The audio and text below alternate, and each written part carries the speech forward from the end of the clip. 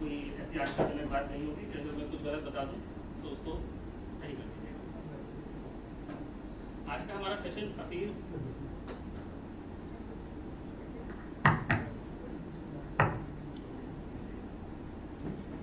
आज का हमारा सेशन जो है वो अपील और रिवीजन है। तो अपील चैप्टर 20 के बारे में बात कहा जा रहा है कि appeal and revision in chapter 20 as in chapter 20। तो चैप्टर 20 है क्या?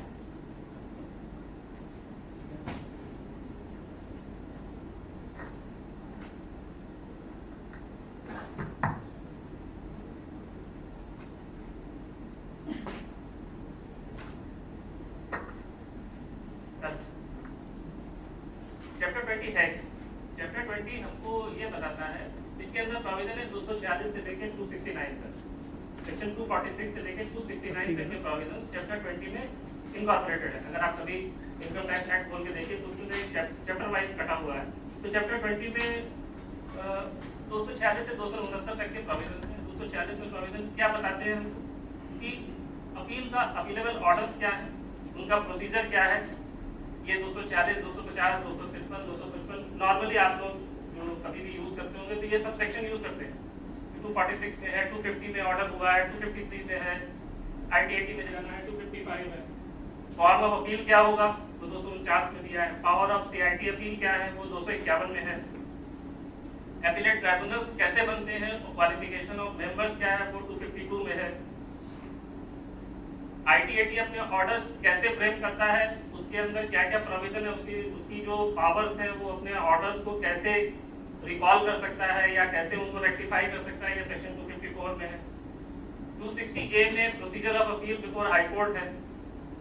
रिवीजन PCIT कर सकता है 263 और 264 में। और जो बार बार मॉनेटरी लिमिट चेंज होती है कि ये इस मॉनेटरी लिमिट के केसेस जो है इस फोरम तक दिए जा सकते हैं, वो सेक्शन 268 में। तो हम लोगों को मतलब ये सिर्फ ओवरव्यू है, इस पे हम लोग डीपली नहीं जाएंगे। हमें करना क्या है कि हम अपील क्या है, बेसिक सबसे पहले क्वेश्चन अपील प्रोसीजर से पढ़ने से पहले ये जरूरी है कि अपील क्या होती है। तो अपील है कि एक अपील का अगर एक नॉर्मल लेमैन की भाषा में समझिए तो जब आप किसी चीज से दुखी होते हैं तो कहीं आप फरियाद करने जाते हैं तो वो फरियाद ही अपील है, इंग्लिश में उसको अपील कहते हैं। तो इनकम टैक्स के परिप्रेक्ष्य में अगर आप देखें तो अपील वो एक प्रोसीजर है जिससे कोई इंडिविजुअल या SSC या डिपार्टमेंट भी अगले आगे चरण में जब उसको लगता है कि हमारे साथ न्याय नहीं हुआ या हमको गलत रेट पे टैक्स कर दिया गया है या हमारी बात नहीं सुनी गई, तो वो जहां पे जाके अपनी बात रखता है उसको अपील कहते हैं। अपील कब हो सकती है? अपील होने के लिए सबसे प्राइमरी चीज है एक ऑर्डर होना चाहिए।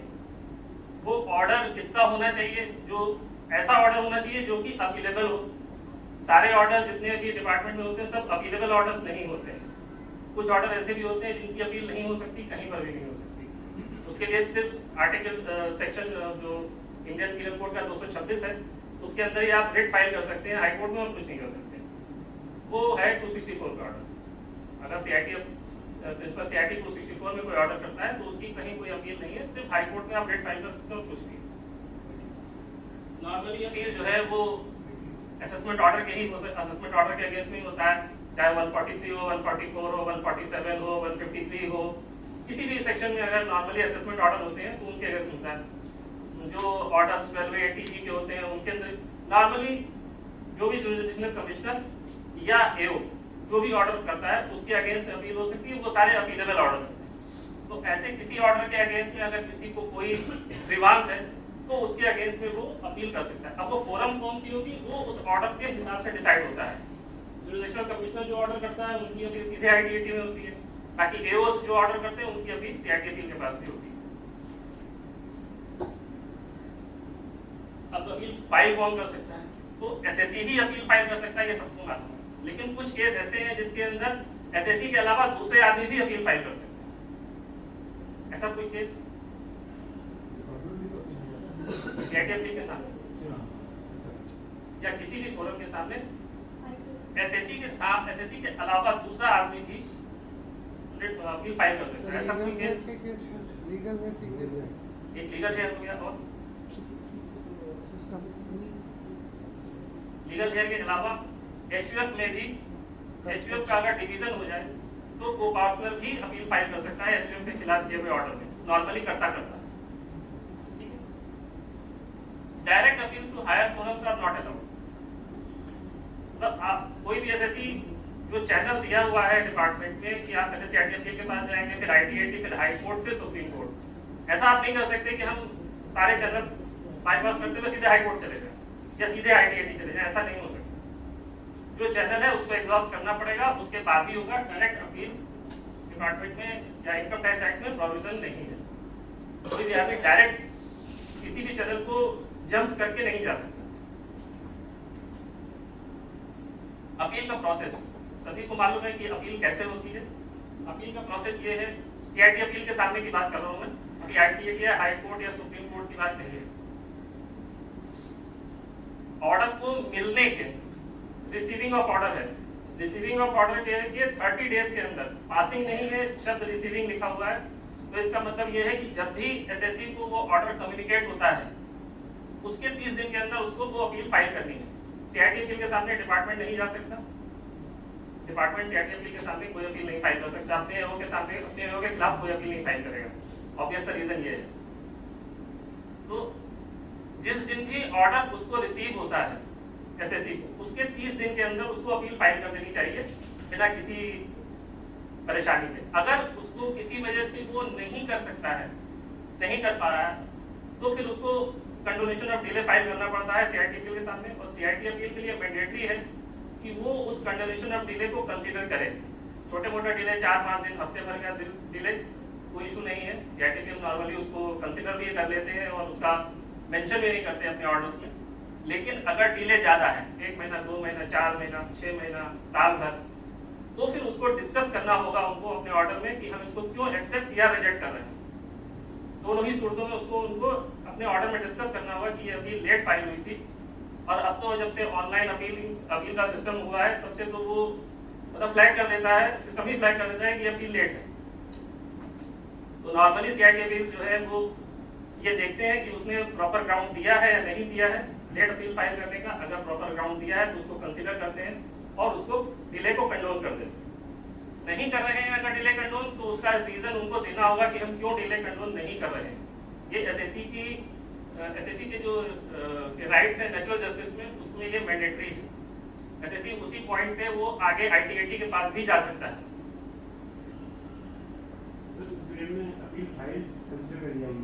हाँ, वो अपील फाइल जब तक कि सीआईटी अपील उसको रिजेक्ट नहीं करेगा। हाँ,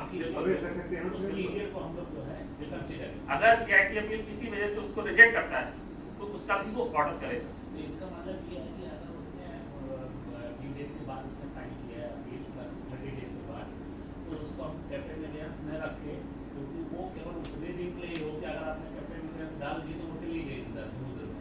नहीं, जब तक कि सीआईटी अपील रिजेक्शन का ऑर्डर नहीं पास करेगा तब तक आप उसको कैप्टन एविडेंस रख सकते हैं। उस ऑर्डर को ऑर्डर मानेंगे। हाँ, बिल्कुल सीआईटी अपील का वो ऑर्डर ही होगा।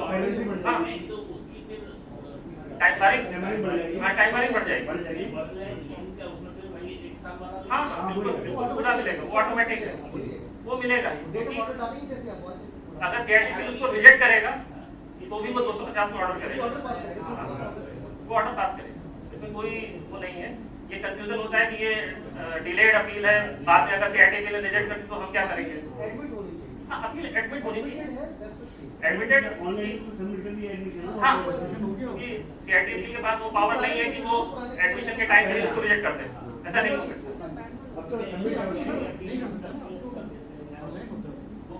सीआईटी अपील कुछ भी कर सकते हैं। ऑर्डर की सूची में हो गया तो टाइम बढ़ गया। एडमिशन है तो हाँ, ऑनलाइन अगर वो उसने अपील फाइल कर दी है, ऑनलाइन फॉर्म 35 फाइल कर दी तो आपके लिए सफिशिएंट है, एज एओ सफिशिएंट है। हाँ, अगर फॉर्म 35, हाँ, और उसके बाद अगले साल के लिए बस आप ऑर्डर का इंतजार कीजिए, सीआईटी अपील। हाँ, हाँ, ऑनलाइन मैंडेटरी किसमें नहीं पहुंच सकती has to file in form 35 in online mode only। अब जब सीआईटी अपील के साथ में जो है सिर्फ ऑनलाइन फॉर्म 35 फाइल हो सकता है, only except for those or in the cases in which it is not mandatory. ऐसे कुछ केसेस हैं जहाँ पे कि ऑनलाइन रिटर्न फाइल करना जरूरी नहीं है या एसएससी के लिए रिटर्न फाइल करना ही जरूरी नहीं था। उस केस में अगर जैसे कोई किसान है उसके पास पैन भी नहीं है लेकिन उसका आपने सस्पेंड कर दिया तो उसके लिए मैंडेटरी नहीं है कि वो ऑनलाइन अपील फाइल करे। ऑफलाइन कहाँ फाइल करेगा? वो ऑफलाइन फाइल करेगा अगर उसको पैन जब अलॉट किया गया है तो जो भी उसका जुडिशनल ए होगा उसका जो जुडिशनल कमिश्नर होगा उसके पास वो फाइल करेगा। लेकिन हालांकि अब ऐसे केसेस जीरो है। नहीं, उनको जीरो तो है, उनको अधिकार है सर। जैसे कोई लखनऊ में सीआईटी अपील करते हैं, ये बिजनेस देखिए नॉर्मली क्या होता है ऑफ द रिकॉर्ड नॉर्मली क्या होता है कि सीआईटी अपील्स या उनका स्टाफ जो है वो किसी भी तरीके का ऑफलाइन अपील लेने से मना कर देते हैं क्योंकि उसको ऑनलाइन चढ़ाने में समस्या है। लेकिन जिन केसेस में ऑनलाइन रिटर्न मैंडेटरी नहीं है उन केसेस में सीआईटी अपील कोई कह रहे हैं ऑनलाइन चढ़ाने के बाद फिर वो रैंडमली फिर वो रैंडमली जाएगा। वो सीआईटी अपील जो भी कंसर्न सीआईटी अपील है उसकी जिम्मेदारी है कि वो उसको अपलोड करे। उसकी फैसिलिटी भी है उसका टूल भी है। जाएगा फेस उसका नहीं वो मतलब फेस टू फेस उसकी हियरिंग उसकी नहीं होगी। लेकिन अगर उसको ऑनलाइन रिटर्न फाइल करना मैंडेटरी नहीं है तो वो ऑनलाइन अपील फाइल करने के लिए भी उसके ऊपर बाध्यता नहीं है। कर दे बहुत अच्छी बात है, अगर वो नहीं करना चाहता है तो आप उसको बाध्य नहीं कर सकते। तो फेसलेस में फेसलेस सीआईटी भी हो गया अभी। मैंने क्या कहा? मैंने कहा कि जो भी जुरिसडिक्शनल सीआईटी अपील होगा ईओ के हिसाब से वो ही उसको अपलोड करेगा।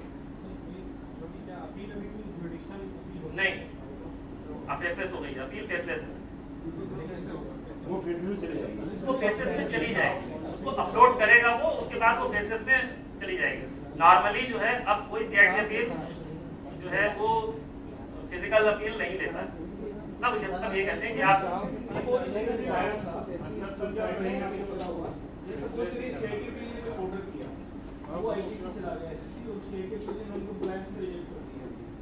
अब आईटी ने restore back to CIT appeal restore back to CIT appeal इसकी पेंडेंसी कौन सी करेगा? जाओ करेगा कि सीआईटी अपील जो कंसर्न है वो करेगा? सीआईटी अपील करेगा। नहीं, लेकिन हमें ये बता रहे हैं कि जाओ करेंगे। जाओ के पास उसका इंटीमेशन नहीं आया है। आईटी से जो ऑर्डर हुआ वो तो जाओ के पास आईटी से अगर ऑर्डर जाओ के पास आ रहा है तो अगर जाओ के पास उसको करने के लिए है जिसको सीआईटी अपील के पास है तो वो जो है वही रिस्टोर कर पाएगा। आप सीआईटी अपील के सामने जाओ के पास कोई मेरे ख्याल से ऐसी कोई फैसिलिटी नहीं है कि वो कोई जाओ हो तो वो उसको ज्यादा सही से बता पाएगा। जाओ तो हम नहीं तो जाओ में नहीं किया है। हमें बताया गया है कि वो राजौरिया साहब आए थे, उन्होंने बताया कि उसमें अपील में जाके अब जो करेंगे वो हमें थोड़ा लॉजिकल भी लगा क्योंकि सीआईटी अपील के पास तो जाओ जैसा कोई फंक्शन है नहीं। तो जुरिसडिक्शनल सीआईटी अपील जैसी तो कोई चीज़ है नहीं, वो तो सब फेसलेस है। तो मान लीजिए कि जैसे कोई ऑर्डर हुआ वो मान लीजिए सीआईटी अपील लखनऊ उन्होंने तो ऑर्डर किया नहीं है, अपील लखनऊ के एंड पे है। वो किसी सीआईटी अपील ने ऑर्डर किया XYZ ने पता नहीं जो उसके अगेंस्ट एसएससी है आईटी का ऑर्डर तो आईटी पे आएगा नहीं, वो ऑर्डर तो मैनुअली एओ को आएगा। अब एओ तो उसे रख के बैठ जाता है कि appeal restore back to CIT appeal हुई है। अब वो अगर सीआईटी अपील को जाएगा मैनुअली तो किस सीआईटी अपील को जाएगा, कौन पेंडेंसी क्रिएट करेगा? तो ये जैसा ग्रे एरिया है। उन्होंने बताया कि जाओ करेगा, तो हमारे यहाँ तो करने का हमने देखा नहीं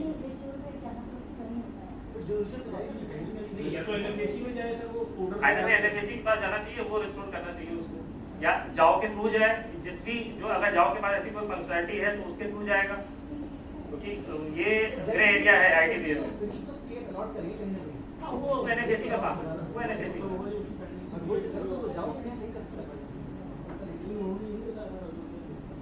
ये तो देखने वाली बात है कि जाओ के पास ऐसी कोई फंक्शनलिटी है या नहीं है। ये तो देखने वाली बात है कि जाओ क्या फंक्शनलिटी ऐसी कोई फंक्शनलिटी है जिसमें कि वो क्रिएट कर सकता है पेंडेंसी, तो जरूर उसको करनी चाहिए। जाओ वाले चले गए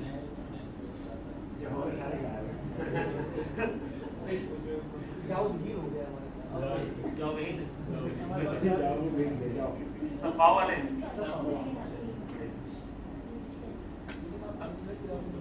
जब अपील फाइल हो जाती है तो उसके साथ क्या क्या होता है, ग्राउंड ऑफ अपील होते हैं, सबमिशन होता है और जो नोटिस ऑफ डिमांड है, ऑर्डर है, इन सब की कॉपी अपलोड करनी होती है और सबमिशन हमेशा ग्राउंड ऑफ अपील के सपोर्ट नहीं देने होते हैं। Additional evidence can be submitted subject to rule 46 of the IT rules. Additional evidence चाहे तो वो सबमिट कर सकता है एसएससी, लेकिन वो रूल 46 के अंतर्गत ही कर सकता है, बाकी और किसी तरीके से नहीं कर सकता। अब रूल 46 क्या है यदि हम देखते हैं, CIT appeal has to record reason before admitting the additional evidence। अगर उसके सामने कोई एडिशनल एविडेंस आता है तो CIT अपील मैंडेटरी है कि उसके लिए वो रीजन रिकॉर्ड करे कि वो क्यों उसको एक्सेप्ट कर रहा है। अगर वो अपने ऑर्डर में वो रीजन रिकॉर्ड नहीं करता है तो ये गलत है। अगर आप कभी भी जब भी अगले सेशन में कभी भी जब रिमांड रिपोर्ट के बारे में पढ़ेंगे तो ये एक पॉइंट होगा उसमें। एडिशनल एविडेंस को एओ को कन्फ्रंट कराना मैंडेटरी है। अगर कोई भी ऑर्डर आपके सामने ऐसा आता है जिसके अंदर कोई भी एडिशनल एविडेंस किसी एसएससी ने दिया है और उसको कंसर्न एओ को नहीं कन्फ्रंट कराया गया है तो वो ऑर्डर CIT अपील का बेसिकली इनफेक्चुअस है, गलत है। ये सबसे बड़ा रीजन हो सकता है ITAT में अपील करने का, अगर वो नेचुरल जस्टिस में आपके सामने नहीं आया है तो। अब रूल 46 क्या है? रूल 46 में एडिशनल एविडेंस की कोई डेफिनेशन नहीं दी गई। ये एडिशनल एविडेंस होता क्या है, लेकिन उसके अंदर ये स्पेसिफाई किया गया कि एडिशनल एविडेंस ऐसा एविडेंस है जो कि ओरल या डॉक्यूमेंट्री हो सकता है और जो पहली बार CIT अपील के सामने आया है और उसको पहले कभी भी असेसमेंट के समय एओ के सामने नहीं पेश किया गया। वो बैंक स्टेटमेंट हो सकता है, लेजर अकाउंट हो सकते हैं, किसी का स्टेटमेंट हो सकता है, फिजिकल विटनेस भी हो सकता है, कोई आपके फेवर में जो गवाही देने को तैयार हो वो हो सकता है, कुछ भी हो सकता है। जब उस पे जिसका मेंशन एओ ने ऑर्डर बना दिया वो भी वोट पी लिया थी बहुत आया ही नहीं हो, नहीं, आया हो लेकिन वो ऑर्डर मेंशन नहीं है। कुछ तो एडिशनल नहीं है और कुछ वो आप एओ को एओ को कंसर्ट नहीं वो हुआ। कहाँ से लेगा? एओ के उसके तीन चार कंडीशन है। एओ ने मना कर दिया हो, एओ ने मना कर दिया गया हो, एओ ने मना कर दिया हो कि कौन सा हम ये एविडेंस एक्सेप्ट नहीं करेंगे। कोई सफिशिएंट कॉज हो, बीमार पड़ गया हो या घर में कुछ हो गया हो या आग लग गई हो, सीबीआई ले गई हो, इन सब वजहों से वो एविडेंस पेश नहीं कर पाया। एओ ने उससे कहा कि आप एविडेंस दीजिए, लेकिन उसके पास सफिशिएंट रीजन था उसको ना देने का, अब दे रहा है, वो भी दे देंगे। और लास्ट है, assessing officer pass the assessment order without giving proper opportunity of being heard to the authority. ये मैंडेटरी है। ये वो CIT देवे के गाड़ी में अभी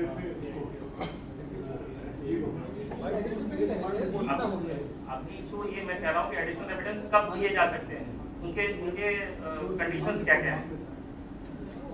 अगर कोई ऑर्डर ऐसा पास हुआ हो जिसके अंदर एसएससी को मौका ही ना मिला हो अपनी बात कहने का, एसएससी कुछ कहना चाहता था उसको एओ ने मौका ही नहीं दिया और ऑर्डर पास कर दिया, उस केस में कोई भी एविडेंस CIT अपील एक्सेप्ट कर लेगा। या ऐसा कोई एविडेंस है जिसको कि एओ ने रिफ्यूज कर दिया हो कि इसको एडमिट नहीं करेंगे, या एसएससी के पास सफिशिएंट ग्राउंड होना चाहिए कि वो उसने एविडेंस प्रोड्यूस नहीं कर पाया। तो ऐसे जो 4-5 कंडीशन है, इनके अंदर जो एविडेंसेस आते हैं वो एडिशनल एविडेंस होते हैं।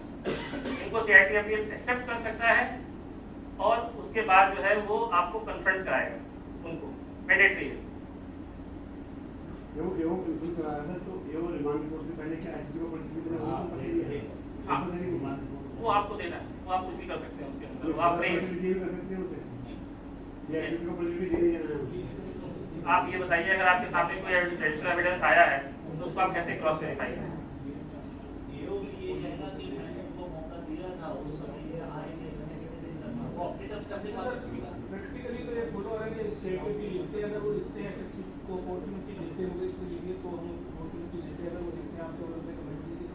नहीं, ठीक है, कोई अगर फ्रेश एविडेंस है, कोई फ्रेश एविडेंस है किसी भी तरीके का, अगर आपसे वो सिर्फ कमेंट मांग रहे हैं उसके सबमिशन पे, एसएससी के सबमिशन पे अगर कोई कमेंट मांग रहे हैं और वो सबमिशन उसने during the course of assessment भी दे रखा है, तो मैंडेटरी नहीं है आपके लिए कि आप दीजिए या ना दीजिए, वो आपकी मर्जी है। लेकिन अगर कोई फ्रेश एविडेंस है, कोई फ्रेश सबमिशन है या कोई ऐसा एविडेंस है, बैंक अकाउंट के डिटेल है या कोई किसी का स्टेटमेंट है जो कि असेसमेंट के समय उसने नहीं दिया है और अब दे रहा है, तो फिर आप उसको प्रॉपरली क्रॉस वेरीफाई कीजिए, एसएससी को मौका दीजिए, CIT के लिए लिखा हो या ना लिखा हो, इतनी मटेरियल है, क्योंकि आपकी रिपोर्ट सीआईटी अपील के ऑर्डर का बेस बनेगी। अगर आप उसको एक्सेप्ट कर लेते हैं तो सीआईटी अपील के लिए बहुत आसान काम है। मैंने तो देखा है कि एक बार एओ ने एक्सेप्ट कर लिया, फिर सीआईटी को कुछ नहीं लिखना होता, वो सीधे सीधे लिखता है कि हाँ एओ ने क्रॉस वेरीफाई कर लिया, सब कुछ सही है। इन केस अगर आप मना कर देते हैं कि नहीं ये हमने क्रॉस वेरीफाई किया और ये हमारे हिसाब से सही नहीं है, या ये जो वेरिफिकेशन में ये नहीं सही पाया गया, तो फिर सीआईटी अपील को आपकी रिपोर्ट को कॉन्ट्रावर्ट करके ही ऑर्डर पास करना होगा। वो बिना आपकी रिपोर्ट को कंसीडर किए ऑर्डर नहीं पास कर सकता है। सर 144 के तो जो केस हुए हैं वो सीआईटी अपील में जाते हैं, उनमें अगर रिमांड रिपोर्ट मांगी जाती है इस हिसाब से तो सबने बड़ी मतलब अपॉर्चुनिटी एसएससी को देके करना चाहिए। अभी रिसेंटली बजट में अमेंडमेंट हो गया है, अब वो 144 के केसेस सारे सेटिसाइड हो जाएंगे एओ के पास। सीआईटी को पावर दे दी गई है, तो सीआईटी को पावर देने का मतलब ही है कि वो हो जाएंगे, सेटिसाइड हो जाएंगे जाओ के पास होंगे या पाओ के पास होंगे, ये तो समय बताएगा, लेकिन वो सारे केसेस सेटिसाइड होंगे 144 में जितने भी केस हो रहे हैं। लेकिन अगर मतलब मान लीजिए सीआईटी अपील नहीं करता है और आपके पास एडिशनल एविडेंस भेज देता है, तो फिर आप उसको पूरा कर सकते हैं। एक बार आपके पास एडिशनल एविडेंस आ गया और तो आपके लिए एक तरीके से वर्चुअली जो असेसमेंट है वो फिर से खुल जाता है। आप उसमें ऑर्डर नहीं पास कर सकते हैं कोई भी किसी तरीके का, लेकिन आप जो काम असेसमेंट के समय कर सकते हैं वो सारे काम उसमें आप कर सकते हैं।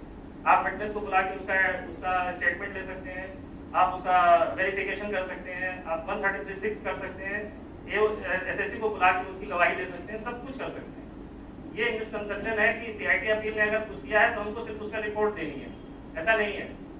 नॉर्मली एओस क्या करते हैं, मैंने जो देखा उसमें ये होता है कि ये जो रिमांड रिपोर्ट्स आती हैं उसमें क्या होता है, पहले उन्होंने उसका जिस्ट दिया केस का कि किस वजह से वो केस सिलेक्ट हुआ था, फिर लिखा कि ड्यूरिंग असेसमेंट प्रोसीडिंग में क्या हुआ, एओ ने क्या किया, उसके बाद फिर लिखा कि सीआईटी अपील ने हमको जो है एडिशनल एविडेंस दिए और रूल 46A में ये कंसिडरेशन के बाहर है, परव्यू के बाहर है, इसलिए हम इससे कोई कमेंट नहीं करेंगे, खत्म। तो ऐसी रिमांड रिपोर्ट देना और ना देना बराबर है। ऐसी रिमांड रिपोर्ट मत दीजिए। ऐसी रिमांड रिपोर्ट नॉर्मली ऐसी रिमांड रिपोर्ट आती है उसमें जो है एओ सीधे सीधे रूल 46A का सहारा देता है और कहता है कि ये 4 कंडीशन उसमें फुलफिल नहीं हो रही है, इसलिए हम ये एविडेंस कंसीडर नहीं करेंगे। इस पे हमारा जो है वो एसएससी को हमने बहुत मौके दिए थे और एसएससी जो है वो बदमाश था, उस समय नहीं आया, हमारे सामने नहीं आया, अब जो है दे रहा है, अब ये नहीं। ठीक है, आपकी बात बिल्कुल सही है, आप ये सब लिखिए, लेकिन उसके बाद फिर लिखिए नॉट विथ स्टैंडिंग अबव। फिर उस जो एविडेंस दिया उसको क्रिटिकली एग्जामिन करके फिर अपना आप रिपोर्ट दीजिए। तो सीआईटी अपील के लिए थोड़ी परेशानी होगी, या कहिए सीआईटी अपील जो है वो उसको ठीक से जज कर पाएगा। जब आप उसमें कोई कमेंट देंगे ही नहीं तो सीआईटी अपील के सामने तो एडिशनल एविडेंस है ही है, उसकी पावर कोर्ट टर्मिनस है एओ के बराबर है, वो उसको कंसीडर करके वो अपने स्तर से भी इंक्वायरी करा के करा सकता है। लेकिन वो नेचुरल जस्टिस में आपके सामने भेज रहा है तो आपके लिए मैंडेटरी है कि आप उसके ऊपर कमेंट जरूर दीजिए। नहीं सर, जैसे सीआईटी अपील में तो ये 4 ग्राउंड प्रोसीजर करके मंगाया होगा ना एडिशनल रिपोर्ट। नहीं, सीआईटी अपील एडिशनल एविडेंस मंगाता नहीं है। नहीं मतलब सॉरी मैं ये नहीं कह रहा हूँ, 4 कंडीशंस हैं sir, we must have considered the 4 conditions और उसके बेसिस पे उसने रिपोर्ट मंगाई है। ऐसा है कि सीआईटी अपील के सामने एडिशनल एविडेंस भेजा गया, दिया गया। अब ये 4 कंडीशन 5 कंडीशन जो हैं वो तो एसएससी ने भी अपने सबमिशन में लिखी होंगी कि हम इन वजहों से नहीं दे पाए। अब ये एओ का काम है कि जो उसने एसएससी ने लिख के दिया है वो सही है या गलत है, तो एग्जामिन करना एओ का काम है ना। एसएससी कुछ भी लिख दे वो सब सही थोड़ी कौन सी एग्जामिन कर रहे हैं, एक तो वो एग्जामिन कर ले जो उसने लिखा कि कैसे नहीं दे पाए, और वो ये एग्जामिन कर ले वो मतलब एविडेंस कितना ऑथेंटिक है, सही है, ऑथेंटिक है, कितना सही है, जो उसके ग्राउंड्स ऑफ अपील है उससे वो रिलेट करता है या नहीं करता, ऐसा कोई एविडेंस नहीं दे रहा है कि एओ की रिपोर्ट का जो पुलिस 27 की मानना बाइंडिंग है उसपे नहीं, सीआईटी के लिए बाइंडिंग नहीं। हाँ, लेकिन अगर आप उसकी निगेटिव रिपोर्ट देंगे, अगर आप किसी आपके सामने कोई एविडेंस आता है, आप उसको क्रिटिकली एग्जामिन करते हैं और उसके बाद आप ये रिपोर्ट देते हैं कि ये एग्जामिनेशन में या क्रॉस वेरिफिकेशन में सही नहीं पाया गया, पॉजिटिव रिपोर्ट दे तो फिर सीआईटी भी मान लेता है, नॉर्मली मान लेता है। उसके लिए खेल हुआ है मान लेता है कि वो मानता ना भाई। हाँ नहीं, अगर देखिए आपकी पॉजिटिव या निगेटिव किसी भी रिपोर्ट के अगेंस्ट में अगर सीआईडी अपील ऑर्डर कर रहा है तो फिर उसको पूरे रीजन देने होंगे कि हम क्यों ऑर्डर ऐसा कर रहे हैं। पॉजिटिव रिपोर्ट के अगेंस्ट में भी अगर वो जा रहा है तो फिर वो उसके सामने कोई ना कोई ऐसा कंपेलिंग सर्कमस्टेंसेस या ऐसा कोई कंपेलिंग रीजन होना चाहिए जिसके बेसिस पे वो कहे कि नहीं साहब ये जो एओ ने रिमांड रिपोर्ट में इसको मान लिया ये भी गलत है। ऐसा हो सकता है, ऐसा हुआ भी है। ऐसा इस बेसिस पे हुआ कि एक ही एसएससी के 3 साल के केस थे। एक साल में उसने एविडेंस दिया, बैंक स्टेटमेंट दिया और कहा कि ये हमारा सब कुछ जस्टिफाइड है। वो एओ के पास गया, एओ ने भी कहा हाँ साहब जस्टिफाइड है, लेकिन उसके बाद के जो 2 साल थे उसके अंदर जो उसने बैंक स्टेटमेंट लगाया था उससे वो चीज कंट्रोवर्ट हो रही थी, ये गलत है। तो सीआईडी अपील ने अपने ऑर्डर में बाद के 2 सालों का जो है रेफरेंस देते हुए उसको गलत साबित कर दिया। लेकिन ऐसा करने के लिए सीआईडी अपील के पास बहुत फुर्सत होनी चाहिए और प्रो रेवेन्यू होना चाहिए। सीआईडी अपील अनाउंस भी कर सकते हैं। हाँ, सीआईडी अपील के पास वो सारी पावर्स होती है जो एओ के पास होती है। वो इनहांस कर सकता है, रिड्यूस कर सकता है, सेट असाइड कर सकता है, पेनल्टी इनिशिएट कर सकता है, कुछ भी कर सकता है। जो काम एओ कर सकता है वो सारे काम सीआईडी अपील कर सकता है। वो 133 दे सकता है, एविडेंस कलेक्शन के लिए विटनेस को बुला सकता है, उसका स्टेटमेंट ले सकता है, सब कुछ कर सकता है। लेकिन नॉर्मली सीआईडी अपील ये सारा काम एओ के पास छोड़ देते हैं क्योंकि वो नेचुरल जस्टिस में एओ को ही करना चाहिए। सीआईडी अपील अपने आप को जो है वो न्यूट्रल रखते हैं नॉर्मली, लेकिन ये सारी पावर्स हैं उनके पास। वो एनहांसमेंट भी कर सकते हैं। एनहांसमेंट करने के पहले सीआईडी अपील को जो एओ है, एसएससी है, उसको अपॉर्चुनिटी देनी पड़ेगी हियरिंग की कि हम क्यों करना चाहते हैं। वही पेनल्टी इनिशिएट करने के पहले भी उसको देनी पड़ेगी। सीआईडी अपील पेनल्टी इंपोज नहीं कर सकता, इंपोज एओ ही करेगा, लेकिन इनिशिएट कर सकता है। सर अगर कोई असेसमेंट के दौरान कोई डॉक्यूमेंट दिया लेकिन एओ ने उसमें मेंशन नहीं किया और वही पेन काउंट तो क्या ये वायलेशन माना जाएगा? देखिए, वो अगर उसने असेसमेंट के समय वो डॉक्यूमेंट दिया और एओ ने उसको कंसीडर नहीं किया, मेंशन नहीं किया, इसका मतलब आप ये एसएससी ये कहना है कि इसने कंसीडर नहीं किया, तो वो एडिशनल ग्राउंड बन जाएगा, एडिशनल एविडेंस बन जाएगा। एडिशनल एविडेंस क्योंकि उसने असेसमेंट के समय उसको कंसीडर नहीं किया था, इसलिए अब उसको कंसीडर करेगा रिमांड के समय। ये उसने ऑर्डर में डिनाई कर दिया, उसका जिक्र करते हुए तो अभी नहीं, अगर उसने असेसमेंट के समय उसको दिया और उसने जो है उसको रिजेक्ट कर दिया है, इसको एडिशनल एविडेंस कहां से होगा? फिर तो एडिशनल एविडेंस हुआ ही नहीं। फिर तो सीआईडी अपील के पास वो आ गया कि सीआईडी अपील उसको डिसाइड करेगा कि ये फैक्चुअल है या नहीं है।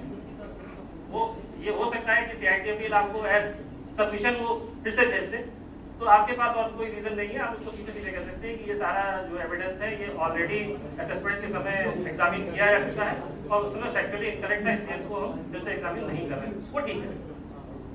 एडिशनल एविडेंस का मतलब हमेशा ये होता है कोई नया एविडेंस जो कि असेसमेंट के समय नहीं हुआ या असेसमेंट के समय कंसीडर नहीं।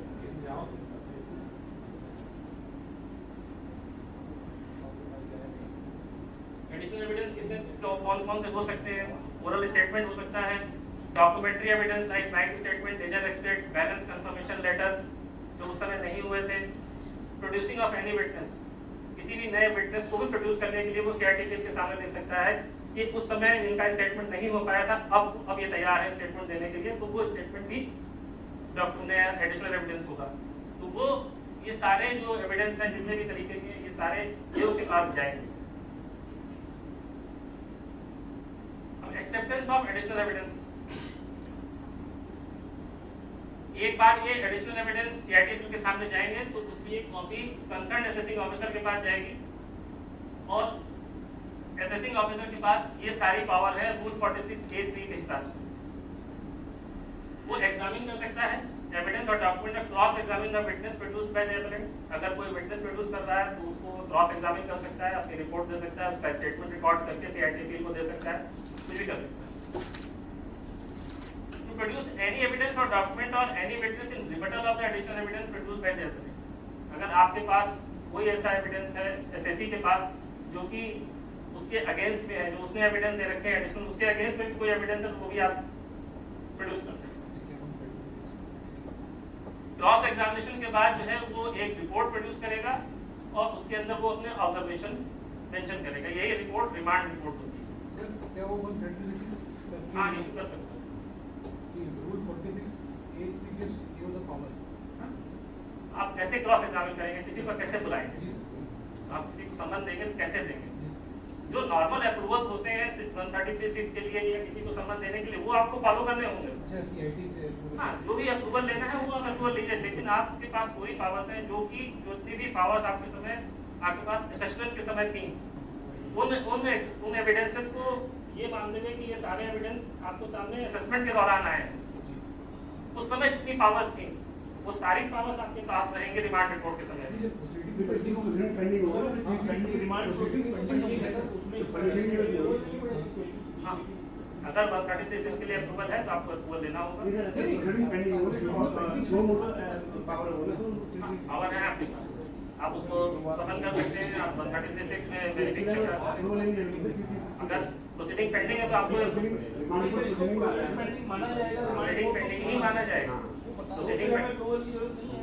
मैंने क्या कहा, जो भी मैंडेटरी हो वो लीजिए। मैंडेटरी है अगर तो लीजिए, क्योंकि डिपार्टमेंट का जो इनकम टैक्स एक्ट का जो स्ट्रक्चर है वो बड़ा डायनेमिक है। आज जो आप पढ़ रहे हैं वो हो सकता है कल रिडंडेंट हो जाए या परसों फिर वही आ जाए।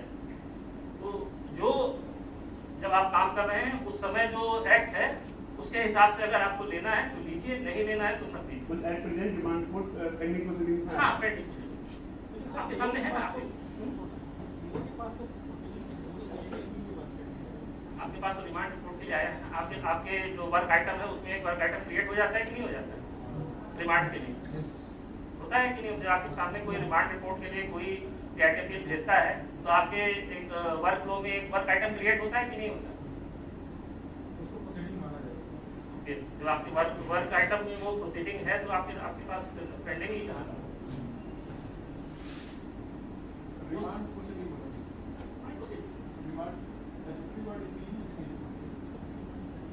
प्रोड्यूस रिपोर्ट है वो रिमांड रिपोर्ट ही होती है। रिमांड का मतलब क्या होता है? रिमांड का मतलब होता है कि फिर से भेजना किसी के पास। आप भेज सकते हैं। वो अगर नोटिस भेजने का ऑप्शन नहीं आता है तो आप कॉमन फंक्शन से भेज सकते हैं। आप भेजिए, नोटिस भेजने में कोई रोक नहीं। हाँ, 142(1) नहीं भेज सकते आप, वो सब नहीं भेजेंगे। जो आपकी असेसमेंट के समय आप नोटिस भेजते हैं वो सब नहीं भेजेंगे। हाँ, आप वेरिफिकेशन के लिए आप कोई भी भेज सकते हैं। आप उसको लेटर भेज सकते हैं कि आप एक कॉमन फंक्शनलिटी से एक लेटर भेज दीजिए कि आपने ये एविडेंस दिए हैं, इसके अगेंस्ट में आपको कुछ कहना हो तो बताइए। हाँ, सबसे आसान तरीका वही है कि कॉमन फंक्शनलिटी से आप एक लेटर भेज दीजिए उसको, वो ज्यादा आसान है। फिर आता है अपील बिफोर ITAT। इस ITAT का काम यहाँ पे खत्म हो जाता है। वो आपने रिमांड रिपोर्ट भेज दी, वो ऑर्डर भेज देगा आपके पास, एक्सेप्ट करेगा रिजेक्ट करेगा वो एक अलग इशू है। बाद में आप स्कूटी रिपोर्ट बनाएंगे, वो एक सेपरेट लेक्चर का विषय है। कैसे बनती है रिमांड रिपोर्ट, कैसे बनती है स्कूटी रिपोर्ट। तो जाते हैं आपके बिफोर ITAT। तो जिस भी ऑर्डर के अगेंस्ट में आपको ITAT जाना है, डिपार्टमेंट को जाना है या SSC को जाना है, वो 60 दिन के अंदर जा सकता है जब वो ऑर्डर उसको कम्युनिकेट होता है। इसमें मेड कहीं शब्द नहीं है, हमेशा रिसीविंग है या कम्युनिकेशन शब्द है। तो जब भी उसको मिलेगा या जब उसको कम्युनिकेट होगा उस डेट से 60 दिन के अंदर। और सब में प्रोविजन है कंडोनेशन ऑफ डिले का। वो इनहेरेंट पावर्स हैं, ITAT हो चाहे हाई कोर्ट हो चाहे सुप्रीम कोर्ट हो, वो सब डिले कंडोनेशन कर सकते हैं या रिजेक्ट कर सकते हैं। जैसे CIT अपील करता है, सेम चीज है, उसको रिपीट करने की कोई आवश्यकता नहीं। फॉर्म 36 में अपील होती है, सबको मालूम है, सभी ने फॉर्म 36 भरा ही होगा कभी ना कभी। सेकंड अपील जिसको कहते हैं, सेकंड अपील। ITAT के पास जो पावर्स हैं वो इनहेरेंट पावर जो उसको 254 से मिली हुई हैं, उसके अंदर वो अपने ऑर्डर्स को रिकॉल कर सकता है, किसी भी टाइप के ऑर्डर को रिकॉल कर सकता है। वो रेक्टिफिकेशन ऑफ मिस्टेक के नाम पे एक्स पार्टी ऑर्डर किया हुआ है उसने किसी के साथ किसी SSC के खिलाफ, उसको भी वो रिकॉल कर सकता है, बशर्ते कि SSC ये साबित कर दे कि उसके पास सफिशिएंट रीजन थे कि वो उस समय अपियर नहीं हो पाया। अगर उसको कोई अपरेंट मिस्टेक दिखाई पड़ती है तो उसको भी वो रिकॉल कर सकता है। इसलिए आप डिमांड दे सकता है पहले 180 दिन के लिए और मैक्सिमम 365 दिन के लिए। 365 दिन से ऊपर इसलिए आप डिमांड ITAT नहीं दे सकते। It can recall its order for rectification of mistake. It can restore its ex parte orders. Rectification अगर कोई उसको लगता है apparently rectification के लिए प्रॉब्लम है ऑर्डर में तो उसको रिकॉल कर सकता है। मिस्टेक एप्लीकेशन के थ्रू आप जो अपलेंट या रिस्पोंडेंट है वो भी उसको कह सकते हैं कि आज के अंदर ये अपरेंट मिस्टेक है तो आप इसको रिकॉल कर लीजिए, वो भी हो जाए। अगर नहीं ऑटोमेटिक नहीं होता, ऑर्डर करता है ITAT ऑर्डर करेगा, इससे आप डिमांड कीजिए कि 180 दिन के लिए पहले बार में जब ऑर्डर करेगा तो 180 दिन के लिए होगा, उसको मैक्सिमम एक्सटेंड 365 दिन के लिए किया सकता है।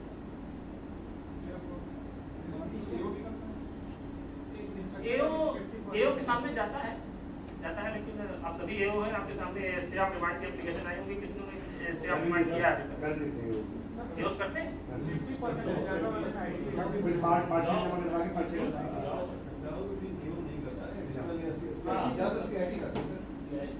जाओ के पास जाओ कभी किया है किसी जाओ ने? बहुत मुश्किल। अगर मिनिमम ये होता है कि जाओ के सामने जाता है, जब CIT के सामने जो स्टे ऑफ डिमांड की एप्लीकेशन जाती है तो उसमें भी यही होता है कि आप मिनिमम 20% जमा कीजिए, 20% जमा कीजिए, फिर हम देखते हैं 20% के लिए वो 20% जमा कराने के लिए वो आपको वो दे देता है, इंस्टॉलमेंट ग्रांट कर देता है, 10 इंस्टॉलमेंट 20 इंस्टॉलमेंट जो भी हो, लेकिन कंप्लीट स्टे कोई नहीं करता, नहीं मिलते। कंप्लीट स्टे ना CIT अपील करता है, नॉर्मली CIT अपील तो कहता है कि पहले आप 20% जमा किया तब आपकी बात सुनेंगे। ITAT के सामने ऐसी कोई मजबूरी नहीं है, वो चाहे तो कर सकता है। ये लास्ट फैक्ट फाइंडिंग अथॉरिटी है ITAT। इसका मतलब क्या है? इसका मतलब ये है कि ITAT के सामने तक नए एविडेंसेस जा सकते हैं, नए फैक्ट्स सबमिट किए जा सकते हैं। असेसमेंट ऑर्डर में जो लैकुना है, जो कमियां हैं या जो एविडेंसेस हैं जिनका कि सही कंसिडरेशन नहीं हुआ या फ्रेश एविडेंसेस ITAT तक जा सकते हैं, इसीलिए इसको लास्ट फैक्ट फाइंडिंग अथॉरिटी कहा जाता है। ये लास्ट फैक्ट फाइंडिंग, इसके बाद हाई कोर्ट सुप्रीम कोर्ट में कोई फैक्ट नहीं होते, सिर्फ लॉ क्वेश्चन ऑफ लॉ पे ही डिस्कशन होता है। फैक्चुअल फाइंडिंग ITAT जो भी फैक्चुअल फाइंडिंग किसी बारे में देता है वो फाइनल होते हैं, उसके ऊपर हाई कोर्ट सुप्रीम कोर्ट कोई ऑब्जेक्शन नहीं निकालते। वो उसकी भर्त्सना कर सकते हैं, उसको कह सकते हैं कि ये पोटेंटली गलत है, लेकिन उसको ओवर रूल नहीं करते। Unlike CIT appeal, it cannot enhance the income assessed. ITAT के पास ये पावर नहीं है कि वो इनकम को एनहांस कर सके, ऐसी कोई पावर नहीं। या तो उसको वो एज इट इज छोड़ देगा, सेट असाइड कर देगा या डिलीट कर देगा। एनहांस करने की पावर CIT appeal के पास खत्म हो जाती है। तो ये फिर एडिशनल एविडेंस को भी अपने लेवल पे वो नहीं, वो वापस भेजेगा, वापस वापस भेजेगा। अगर कोई fresh evidence during the course of submissions या बहस के दौरान कोई नया एविडेंस या नया कोई फैक्ट निकल के आता है तो वो उसको सेट असाइड कर देते हैं नॉर्मली, कि आप ये जो है AO के पार्ट में सेट असाइड हो गया या CIT अपील के पास सेट असाइड हो गया, जैसा भी हो, वो उसको अपने स्तर पे नहीं करते, क्योंकि एक बेसिक डिफरेंस CIT अपील और ITAT में ये है कि CIT अपील डिपार्टमेंट का ही एक पार्ट है, उसकी जो पावर है वो AO के को टर्मिनस है। को टर्मिनस का मतलब जितनी पावर AO के पास है उतनी पावर CIT अपील के पास नहीं। लेकिन ITAT एक डिपार्टमेंट से जैसे ही आप बाहर निकलते हैं पहला गेट है, ट्रिब्यूनल बन जाता है, उसमें एक जुडिशियल मेंबर होता है, अकाउंटेंट मेंबर होता है, उसका जो संरचना है वो पूरी तरीके से अलग है, मिनिस्ट्री ऑफ लॉ के अगेंस्ट अंडर में आता है। हालांकि 54 में उसकी पावर दे रखी है, लेकिन आती वो मिनिस्ट्री ऑफ लॉ है, तो उसके पास AO वाली पावर्स नहीं। ITAT पेनाल्टी नहीं इम्पोज कर सकता, नहीं इनिशिएट कर सकता, ऐसा कोई काम नहीं कर सकता। वो सिर्फ फैक्ट चेकिंग की लास्ट अथॉरिटी है, क्योंकि हाई कोर्ट और सुप्रीम कोर्ट के पास अगर फैक्ट वाले भी मैटर जाने लगे तो फिर पहाड़ लग जाएगी। इसके बाद आता है it can send references to High Court, Supreme Court on its own और on application of the appellant और रिस्पोंडेंट।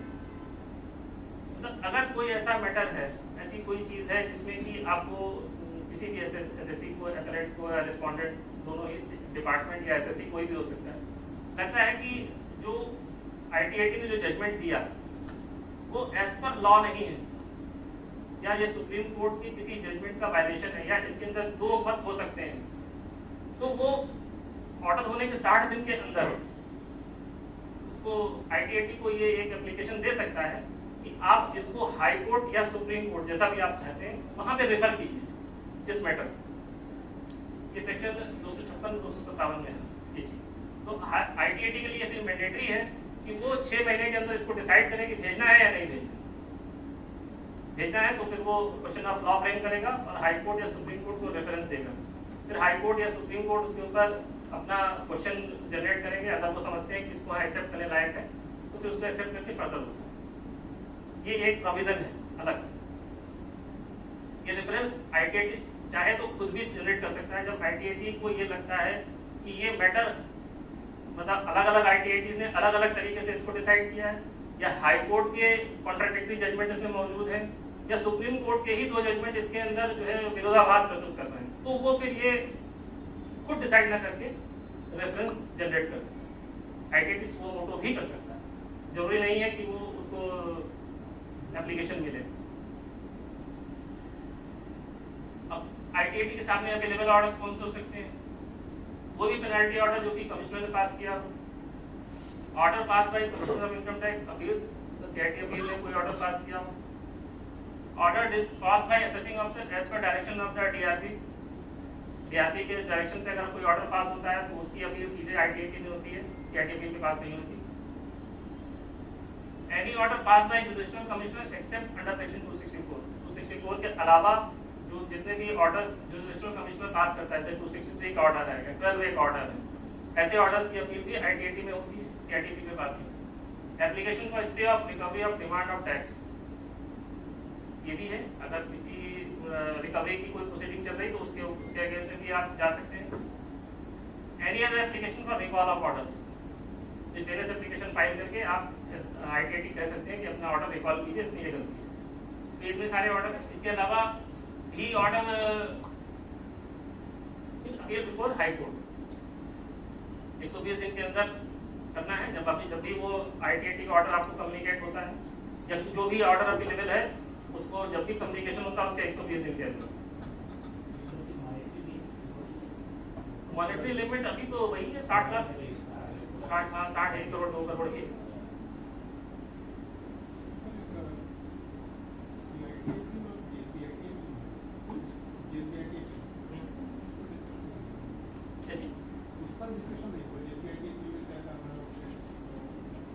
जेसी अपील के पास मेरे ख्याल से केसेस के केसेस जा रहे हैं, अभी छोटे प्रोसेसिंग वाले और सर्टिफाइड वाले केसेस जा रहे हैं जेसी अपील के पास।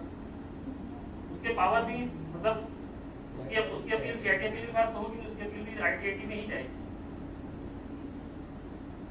सर जुडिशियल का DCIT को CIT में क्या जुडिशियल देखिए जेसी अपील के पास जो केसेस जा रहे हैं वो प्रोसेसिंग के केसेस हैं, या FAS के जो छोटे केसेस हैं पेनल्टी वगैरह के वही जा रहे हैं। अब एक्चुअल में उसमें क्या डिफरेंस है अभी तो मेरे ख्याल से नहीं है। अमाउंट के बेसिस पे कोई है क्या डिफरेंस? अमाउंट के बेसिस पे नहीं होता है।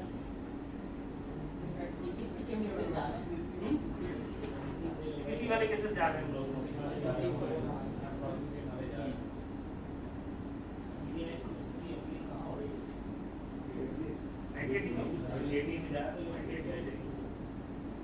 CIT अपील के पास जो ऑर्डर्स हैं उसके अंदर जेसी अपील जैसा कोई पैरेलल है,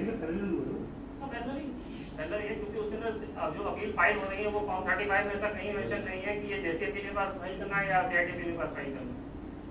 उसमें तो CIT अपील ही लिखा हुआ, वो NFAC अपने हिसाब से डिसाइड कर रहा है कि किसको देना है कौन सा नाम।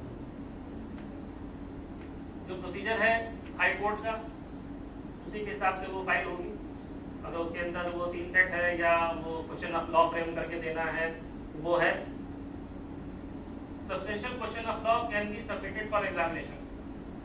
अगर कोई सब्सटेंशियल क्वेश्चन ऑफ लॉ है तभी उसको आप हाई कोर्ट को दे सकते हैं। सब्सटेंशियल क्वेश्चन ऑफ लॉ क्या है इसकी कहीं पर कोई डेफिनेशन अवेलेबल नहीं है, ये ग्रे एरिया है।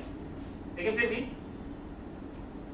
जो पैरामीटर्स है जिनके ऊपर ये चेक किया जाता है कि सब्सटेंशियल क्वेश्चन ऑफ लॉ है या नहीं है, वो है वेदर डायरेक्टली और indirectly it affects substantial rights of the party. दोनों में से किसी का भी, डिपार्टमेंट का या SSC के, अगर राइट्स का वायलेशन हो रहा है तो वो सब्सटेंशियल क्वेश्चन ऑफ लॉ हो सकता है। क्वेश्चन जनरल पब्लिक इंपॉर्टेंस का हो सकता है। Whether it is open question जिसके ऊपर सुप्रीम कोर्ट का कोई जजमेंट नहीं आया, फाइनलिटी नहीं हुई है, वो हो सकता है। इशू में डिफिकल्टी है, ऐसा है जिसके ऊपर डिफरेंट टाइप के ओपिनियंस हैं, कोई एक सिंगल ओपिनियन नहीं है, क्वेश्चन ऑफ लॉ पे भी फ्रेम हो सकता है। और अगर कोई अल्टरनेट व्यू भी हो सकता है उसमें, आप लोगों के सामने बहुत सारे केसेस आए होंगे एटीपी के केसेस में अलग अलग हाई कोर्ट्स अलग अलग डिसीजन देते हैं। केरला हाई कोर्ट का अलग है, राजस्थान हाई कोर्ट का अलग है, दिल्ली हाई कोर्ट का अलग है, साउथ के केसेस अलग है, सुप्रीम कोर्ट के जजमेंट अलग है। एक ही केस में अलग अलग हाई कोर्ट ने अलग अलग जजमेंट दे रखे हैं। तो ये आपके ऊपर डिपेंड करता है कि आप कौन सा हाई कोर्ट का जजमेंट मानना चाहते हैं। ऐसे केसेस में अल्टरनेट व्यू बहुत सारे हैं। जो रीजनल हाई कोर्ट का व्यू है वो प्रिवेल करेगा, सुप्रीम कोर्ट का प्रिवेल करेगा। तो ऐसे केसेस में अगर कोई इस टाइप का कोई इशू आता है तो वो सब्सटेंशियल क्वेश्चन ऑफ लॉ बन सकता है रीजनल हाई कोर्ट के लिए या उसके लिए हाई कोर्ट के लिए कि इस केस में क्या होना चाहिए। एटीपी में भी है और भी दूसरे केसेस कई हैं अलग, क्योंकि इनकम टैक्स एक्ट ऐसा है कि एक कॉमा इधर से उधर हुआ तो उसका मतलब ही पूरा बदल जाता है। अब एओ ने क्या समझ के उसको कैसे अप्लाई किया तो बहुत कुछ डिपेंड करता है। वो एप्लीकेशन सही है या नहीं है, उसके ऊपर कोई अल्टरनेट व्यू हो सकता है, या इसमें जो उसने उसका एप्लीकेशन दिया वो हो सकता है किसी हाई कोर्ट के जजमेंट से उसने इन्फ्लुएंस होकर किया हो। लेकिन वो हो सकता है कि किसी दूसरे हाई कोर्ट ने अपने ही 148 के केसेस में देख लीजिए, छत्तीसगढ़ हाई कोर्ट कुछ और कह रहा है, इलाहाबाद हाई कोर्ट कुछ और कह रहा है, और दिल्ली और बॉम्बे हाई कोर्ट कुछ और कह रहा है। और डिपार्टमेंट जो है सबके केस में हाई कोर्ट जाता है, सुप्रीम कोर्ट जा रहा है। हेक्सावेयर टेक्नोलॉजीज का केस की बात कर रहा हूँ, उसमें वो कहा गया है कि जाओ 148 की नोटिस नहीं इशू कर सकते। ये बहुत बड़ा इशू। अब इसमें अपोजिशन के भी अपोजिट व्यू भी है, जिसमें डिपार्टमेंट के जो है उसको अफेक्ट कर लिया गया कि नहीं सही नहीं कर सकता, 4 हाई कोर्ट बोल रहे हैं कि नहीं कर सकता। तो ऐसे cases substantial question of law बन सकते हैं। अगर अपील को हाई कोर्ट एक्सेप्ट कर लेता है, पहले तो वो एडमिट करे।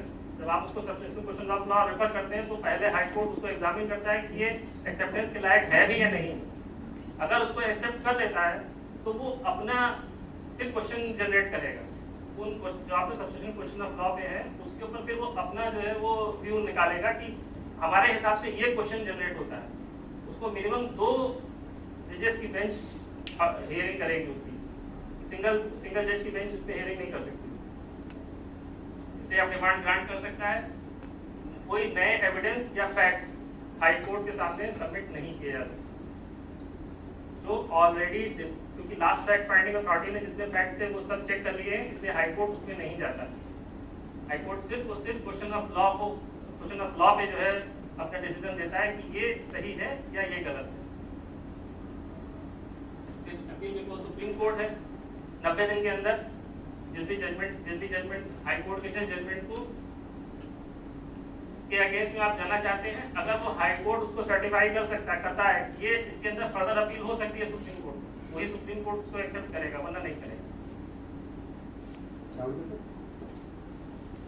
हाई कोर्ट की जो ऑर्डर अगर आप पढ़िए तो उसमें नीचे लिखा होता है कि इतने दिन के अंदर ये अपील हो सकती है। लिबर्टी ऑफ अपील ग्रांटेड, अगर हाई कोर्ट के ऑर्डर में नहीं है समाप्त। हाई कोर्ट ये डिसाइड करता है कि ये ऑर्डर फर्दर सुप्रीम कोर्ट जा सकता है या नहीं जा सकता, सर्टिफाई करता है हाई कोर्ट। दूसरा तो एसएलपी में तो जा सकता है, ये अलग इशू, मतलब अगर हाई कोर्ट नहीं करता है तो फिर अलग प्रोसीजर जो भी है सुप्रीम कोर्ट का उसके अगेंस्ट में, क्योंकि वो आ जाएगा वहाँ से वेट होगा, वो क्वेश्चन ऑफ लॉ जो फ्रेम करके देंगे उसको वेट करेगा, वो अपने हिसाब से जनरेट करेगा। वो पूरा प्रोसीजर है जो कि डिपार्टमेंट का है, उसको पूरा करने के बाद फिर सुप्रीम कोर्ट का जो प्रोसीजर है उसके हिसाब से ही अपील फाइल हो सकती है। फिर वही चीज़ है कि question of law can be submitted for examination.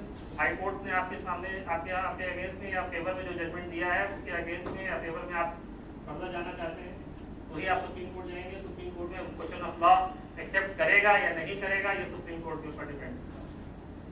इसलिए आप डिमांड और प्रोसीडिंग दोनों ही ग्रांट की जा सकती है। कोई भी नया एविडेंस या फैक्ट सुप्रीम कोर्ट के सामने नहीं दिया जा सकता एज हाई कोर्ट। जैसे हाई कोर्ट के सामने नहीं दिया जा सकता वैसे सुप्रीम कोर्ट के सामने भी नहीं दिया जा सकता।